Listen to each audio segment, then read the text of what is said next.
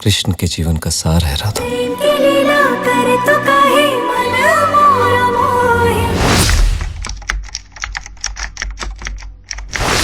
এই মুহূর্তে এই ভিডিওতে কথা হবে কৃষ্ণা অবতারম পার্ট 1 দ্য হার্ট হৃদয়ম এই সিনেমাটি নিয়ে। এই সিনেমাটির গল্প গুজরাটি লেখক রামমোরির সত্যভামা নামক যে বইখানি আছে সেই বইখানির দ্বারা অনুপ্রাণিত। আর এই গল্পের মূল বিষয় প্রেম। যেভাবে শ্রীকৃষ্ণের নাম শুনলেই প্রেমের প্রশ্ন চলে আসে, সেই প্রেমকে ব্যাখ্যা করা হয়েছে। হ্যাঁ, যারা আধ্যাত্মিক চেতনা নিয়ে থাকতে ভালোবাসেন, আধ্যাত্মিক কথাবার্তা শুনতে ভালোবাসেন, বিশ্বাস করেন, তর্কের ঊর্ধ্বে গিয়ে বিচার করতে পারেন, তাদের জন্য এই সিনেমা। পাশাপাশি একটি কথা আমি প্রায়শই বলি, দক্ষিণ ভারতীয় সিনেমা সবসময় উৎসের খোঁজে থাকে আর ভারতীয় আধ্যাত্মিকতাকে প্রশ্রয় দেয়। আর সেই কারণে তাদের প্রত্যেকটি সিনেমা অন্যভাবে চর্চিত হয় আর আর্থিকভাবে বা ব্যবসায়িকভাবে সফলতা পায়। এই সিনেমাটির চিত্রনাট্য ও পরিচালনা হার্দিক গজ্জারের। তার পরিচালনার মুনশিয়ানা দেখতে গেলেও এই সিনেমাখানি আপনাদের একবার দেখতেই হবে। যেহেতু শ্রীকৃষ্ণ আর তার কর্মকাণ্ড নিয়ে এই সিনেমা একটা নতুন মিউজিক্যাল এক্সপিরিয়েন্স আপনাদের দেবে। সিনেমাটি জুড়ে প্রচুর সঙ্গীতের ব্যবহার রয়েছে। সেই কারণে যারা মার্গীয় সঙ্গীত পছন্দ করেন তাদের জন্য এই সিনেমাখানি কিন্তু একটা অন্য ধরনের ভাবধারা নিয়ে আসতে পারে। এই সিনেমায় শ্রীকৃষ্ণের চরিত্রে অভিনয় করেছেন সিদ্ধার্থ গুপ্তা, রাধার চরিত্রে সুস্মিতা ভাট, সত্যভামার চরিত্রে সংস্কৃতি জয়ানা আর রুক্মিণীর চরিত্রে নিবাসিনী কৃষ্ণন। প্রত্যেক সিনেমার রিভিউ করতে বসলেই গল্পটা একটু ছুঁয়ে যেতে হয়, তবে এক্ষেত্রে গল্প ছুঁয়ে যাওয়ার মতো কিছু নেই। এই সিনেমা দেখে আমরা কি পেলাম সেটাই বড় কথা। তবুও যদি বলেন যে গল্পটা একটু ছোট্ট করে বলুন না, তাহলে সেটা শুরু করতে হবে শ্রীকৃষ্ণের মৃত্যু থেকে। শ্রীকৃষ্ণের মৃত্যু কি করে হয়েছিল, কেন হয়েছিল, কার দ্বারা হয়েছিল, সেটা দিয়েই কিন্তু এই সিনেমার শুভ সূচনা। তবে টাইটেল কার্ড যখন দেখানো হবে তখন আপনাদের মন ভরে যাবে।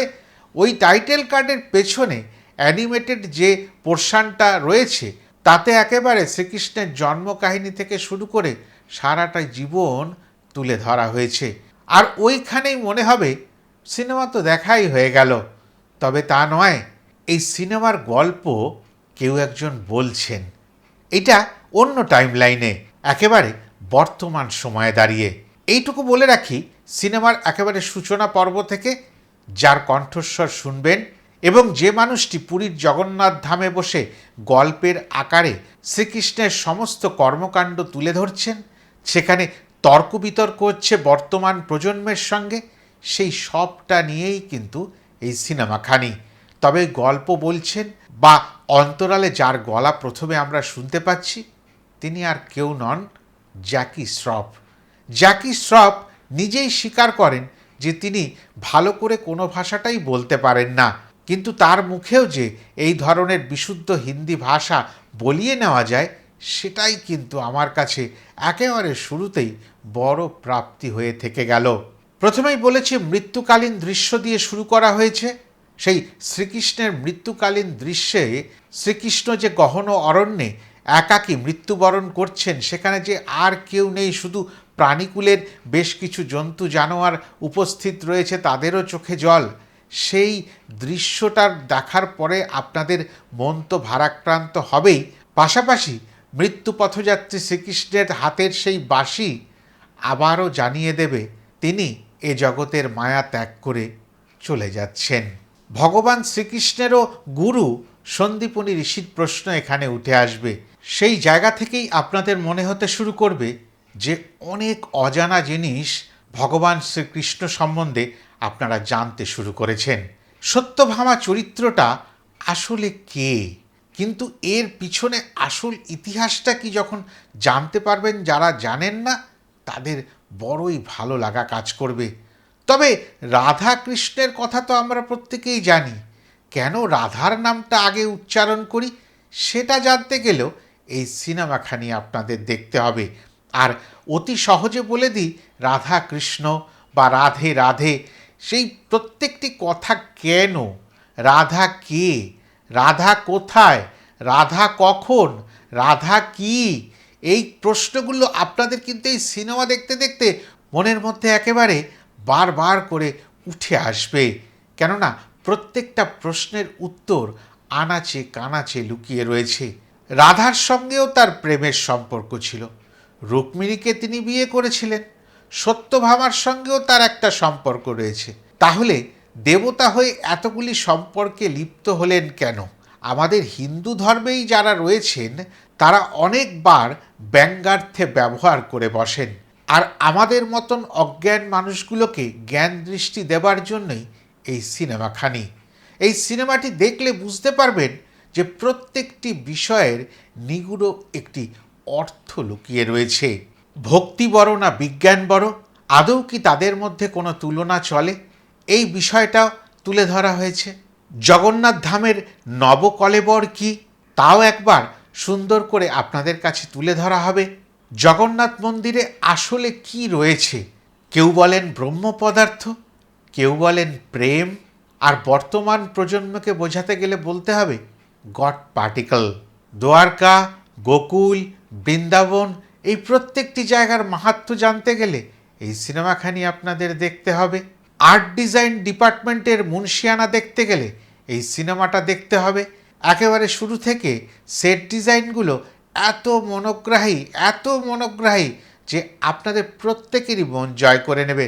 কেননা যারাই এই সিনেমাটা নির্বাচন করবেন দেখবার জন্য তারা তো ভেবেচিন্তেই যাচ্ছেন কন্টেন্টটা কি, সেই কারণে আপনাদের যে মনের কাছাকাছি পৌঁছে যাবে এটা আমি হলফ করে বলতে পারি। জীবনে চলার পথে কোনো একটি পাথর যদি বাধা হয়ে দাঁড়ায়, অপর একটি পাথর পাশাপাশি ত্রাতা হয়ে দাঁড়াতে পারে। এ শিক্ষাও আপনি আমি পাব। জীবনে কিভাবে শ্রদ্ধা আসে, ঈর্ষা আসে আর ভ্রম তৈরি হয়, সেই বিষয়খানিও এখানে পরিষ্কার করে তুলে ধরা হয়েছে। যে বা যারা অন্তর থেকে শ্রীকৃষ্ণকে চান তাদের কাছে হেরে যেতেও কোনো লাজ লজ্জা থাকে না ভগবান শ্রীকৃষ্ণের। এই বিষয়খানি বারবার করে আপনাদের সামনে ফুটে উঠবে। আবারও বলি, একেবারে শুরুতে বলেছিলাম যে তিনি অন্তর্যামী, তিনি তো জানেন এর পরে কি ঘটবে বা এর আগে কি ঘটেছিল, তার কারণে ভবিষ্যতে কি ঘটতে পারে, বা কে তাকে পছন্দ করছে, ভালোবাসছে, প্রেম নিবেদন করতে চাইছে, বা অন্যদিকে কে তাকে সহ্য করতে পারছে না, হিংসা করছে, সবটাই তো তিনি বোঝেন। তবুও তিনি কেন একেবারে অবুঝের মতো আচরণ করতেন, এইটা জানতে গেলেও আপনাদের এই সিনেমাখানি নিশ্চয়ই করে দেখতে হবে। যুদ্ধ জয় আর পাশাপাশি প্রেম জয়, এই দুটোরও এত সুন্দর করে চুলচেরা বিশ্লেষণ করা হয়েছে। আবারও বলি, আপনাদের মনের খুব কাছাকাছি পৌঁছে একেবারে মনের মধ্যে বাসা বেঁধে যাবে। কিন্তু ভগবান শ্রীকৃষ্ণের বোন সুভদ্রা, তার মুখে রাধার ব্যাখ্যা, এই একটি জায়গা আপনাদের মনে করিয়ে দিলাম। মনোযোগ দিয়ে আমার কথা শোনার পরে যদি সিনেমাটি দেখেন বা সিনেমাটি দেখে এসে যদি কেউ আমার এই রিভিউটি শোনেন, তাহলে বুঝতে পারবেন এত অসাধারণ একটি নারী অপর একটি নারীকে কিভাবে ব্যাখ্যা করতে পারেন, সেটা শিক্ষণীয়। প্রায়শই একটি কথা আমরা বলে থাকি, অতিথি দেব ভব। এই কথাখানির বাস্তব প্রয়োগ এই সিনেমাটি দেখলে আমরা রন্ধ্রে রন্ধ্রে উপলব্ধি করতে পারবো। ছকে বাঁধা আলোর প্রয়োগ, ক্যামেরা অ্যাঙ্গেল, কোনোটাই এই সিনেমার মধ্যে পাবেন না। অদ্ভুত অদ্ভুত অ্যাঙ্গেল থেকে অদ্ভুত ফ্রেম তৈরি করে অদ্ভুত আলোর প্রয়োগ দিয়ে এত উন্মাদনা সৃষ্টি করবে মনের মধ্যে। এই সিনেমাখানির মূল বিষয় কিন্তু ওটি। যারা সিনেমার গল্পের বাইরে এই খুঁটিনাটিগুলো দেখতে যান তাদের জন্য এই সিনেমা অমূল্য। পাশাপাশি বেশ কিছু জায়গায় সফট ফোকাসের ব্যবহার করা হয়েছে, আর এই ধরনের সফট ফোকাসের ব্যবহার যেখানে যেখানেই হয়, সেই দৃশ্যগুলো যে একটা অন্যরকম মাত্রা যোগ করে দেয়, এটা কিন্তু আমরা যারা একটু সচেতনভাবে সিনেমা দেখতে যাই তাদের কাছে পরিষ্কার হয়ে যায়। আগেই বলেছি, বিভিন্ন টাইম লাইনে ভাগ করা হয়েছে এই সিনেমাখানি। যতবার এদিক ওদিক করবে ততবার বুঝতে পারবেন দৃশ্যপট কিভাবে পরিবর্তিত হচ্ছে। কিন্তু একটা কথা আছে, জার্ক হওয়া, যেটা হয় বর্তমান সময় থেকে ফিরে গিয়ে সুদূর অতীতে ফিরে যাচ্ছে, একটা জার্ক হতে পারে, সে জার্কটা পাবেন না। ত্রেতা থেকে দাপর যুগের গল্পে ফিরে যাচ্ছে, জার্ক পাবেন না। একটি বদ্ধ কক্ষ থেকে প্রাকৃতিক দৃশ্যে ফিরে যাচ্ছে, একটুও চোখে কোনো অসুবিধা হবে না। এত সুন্দর সম্পাদনা করা হয়েছে, এডিট করা হয়েছে, আপনারা বলবেন প্রত্যেকটি জায়গা বড় নিখুঁত। কুঞ্জবন, রাসলীলা, এই সবগুলো যখনই দেখবেন তখন রাজা রবি বর্মার কথা মনে পড়বে। প্রত্যেকটি দৃশ্য যেন রাজা রবি বর্মার হাতে আঁকা এক একটি ছবি, আর ওই প্রত্যেকটি ছবি যেন আপনাদের চিরজীবন মনে থেকে যায়, সেরকমভাবেই তুলে ধরা হয়েছে। প্রথমেই বলেছি, যেহেতু রাধা, কৃষ্ণ, রুক্মিণী, ভামা এই তাদের প্রেম কাহিনী নিয়ে এই সিনেমা, তাই প্রচুর গানের ব্যবহার থাকবে, অন্যান্য শাস্ত্রীয় সঙ্গীতের ব্যবহার থাকবে। এই সব কিছুর মধ্যে যখন আপনারা ডুবে যেতে থাকবেন, তখন পাশাপাশি দেখবেন গানের ব্যবহার থাকলে নৃত্যশৈলীর ব্যবহারও তো থাকে। সেগুলোতে যিনি কোরিওগ্রাফি করেছেন তার কথা, তার নাম একবার জানতে নিশ্চয়ই ইচ্ছা করবে, এত মনোগ্রাহী। অভিনয়ের যতগুলি রস আছে, প্রত্যেকটি রস কিন্তু এখানে আস্বাদিত হবে, আপনাদের মনের কাছাকাছি পৌঁছে যাবে, যে প্রত্যেকটা রস আলাদা আলাদা করে এমন করে তুলে ধরা হয়েছে যেন সত্যিকারের ওই যুগে আমরা ফিরে যেতে পেরেছিলাম। প্রেম বড় না কর্তব্য বড়, এই প্রশ্ন দিয়েই প্রথম অর্ধের অবসান হবে, কিন্তু দ্বিতীয় অর্ধে আরও অনেক কিছু আপনাদের জন্য অপেক্ষা করতে থাকবে। দ্বিতীয় অর্ধে আপনারা চোখ ও কানের প্রশান্তি পাবেন। কখনো ময়ূরের আওয়াজ, সেটা একেবারে শুরু থেকেই ছিল, কখনো বাঁশি, কখনো সরস্বতী বীণা, কখনো মত্ত কোকিলা বীণা, কখনো কখনো ধ্রুপদী সঙ্গীতের মূর্ছনা। এই প্রত্যেকটি জিনিস একেবারে মনটাকে এত শান্ত করে দেবে, প্রত্যেকেই একেবারে শান্তি নিয়ে নিজ নিজ গৃহে ফিরে যাবেন। সমান্তক মণি বলে একটি বিষয় আপনাদের কাছে উঠে আসবে, তবে এই সমান্তক মণি বিষয়ক ইতিহাসটি তুলে ধরার সময় একবার প্রভু শ্রীরামেরও আপনারা দর্শন পাবেন, জানতে পারবেন ভামা কেন সত্য ভামা হলো। পাশাপাশি জানতে পারবেন সত্যজিৎ কে ছিলেন, শ্রীকৃষ্ণের জীবনে তার গুরুত্ব কতটা ছিল, রুক্মিণীর জীবনের আত্মত্যাগ কতটা যে বড়, আর সেই বিষয়টাই আমাদের জীবনে কত বড় ছাপ ফেলে যেতে পারে, সেটাও আপনারা উপলব্ধি করতে পারবেন। পুরুষের অহংকার আর নারীর হিংসা কতটা ক্ষতি করতে পারে, সেটাও আপনারা একেবারে প্রতিটি মুহূর্তে ওই শ্রীকৃষ্ণের কথায় বার্তায় প্রকাশ পেয়ে যাবেন। তবে যে যুগের কথাই বলুন আর যে অবতারের কথাই বলুন, প্রত্যেক যুগেই প্রত্যেক অবতারের সামনেই নারীদের যে অপমান হয়েছে, সেটা ভগবান শ্রীকৃষ্ণ নিজেই স্বীকার করে নিলেন। নরকাসুর কে ছিলেন, তাকে কিভাবে বধ করা হলো, এই সব কিছুর পেছনেই শ্রীকৃষ্ণ কি করেছিলেন, সেটা আপনারা ভালো করে বুঝতে পারবেন, জানতে পারবেন।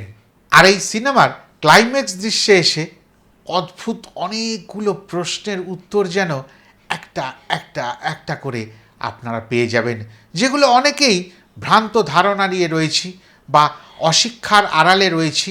এই আধ্যাত্মিক চেতনা নিয়ে কথা বলতে গেলে তর্কের প্রশ্নে উঠে আসি। এই প্রত্যেকটি প্রশ্নের উত্তর এত সুন্দরভাবে তুলে ধরা হয়েছে যে একেবারে শেষ দৃশ্যের আগে আপনারা বেরিয়ে যেতে পারবেন না হল ছেড়ে। পাশাপাশি সমগ্র দ্বারকা নগরী কিভাবে সমুদ্রের তলায় চলে গেল, আর যেটি আজও ভারতের গুজরাটের উপকূলে আরব সাগরের নিচে তার অস্তিত্ব নিয়ে বেঁচে আছে, একটি জিনিসও এদিক ওদিক হয়নি। অনেক প্রত্নতাত্ত্বিকরা গিয়ে সেখানে আজও পরীক্ষা নিরীক্ষা করছেন, সেগুলো তো আপনাদের কোনোটাই অজানা নয়। তর্কের ওপরে গিয়ে যদি দ্বারকা নগরীকে মেনে নিতে পারি, তাহলে ভগবান শ্রীকৃষ্ণকে, রাধাকে, রুক্মিণীকে, ভামাকে কাউকেই মানতে খুব একটা অসুবিধা হওয়ার কোনো প্রশ্ন নেই। এতটাই বলার ছিল।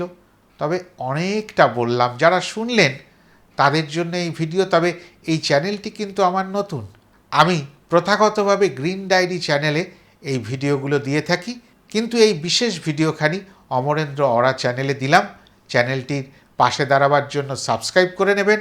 আগামী দিনে এই চ্যানেলেও আমি বেশ কিছু বিশেষ বিশেষ ভিডিও করার চেষ্টা করব, এবং যারা এতক্ষণ দেখলেন লাইক করবেন, কমেন্ট করবেন, শেয়ার করে দেবেন।